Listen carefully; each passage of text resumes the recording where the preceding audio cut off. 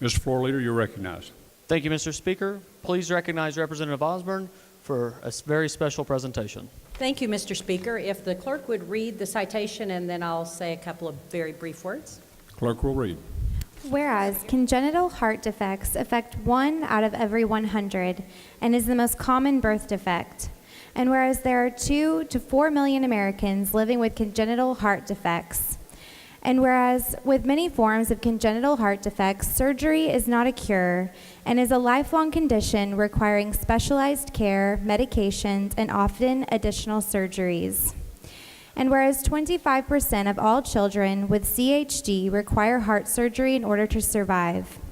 And whereas Sage Brooks has undergone 2 surgeries in his young life to replace his aortic valve. And whereas Sage Brooks is a strong young man who has a bright and promising future.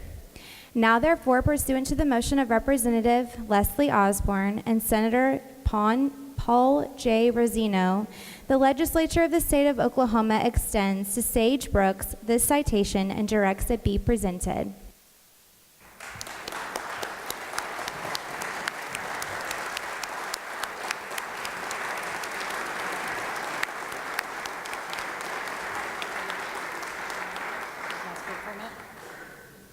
You're recognized.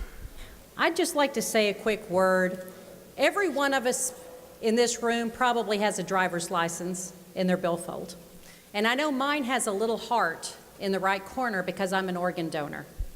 And almost everyone in this room has a child, a grandchild, a spouse, somebody that if they needed something would so desperately hope there was a donor out for them.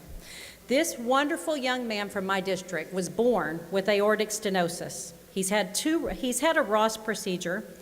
He's had his aortic valve replaced from a donor valve. And because of that, and because somebody had that beautiful little heart on their license plate, this young man is alive today, living in Mustang, Oklahoma, and is the future of our state. So think about that and help me one more time say thank you to he and his mother, Stephanie Brooks, as well, for being here today.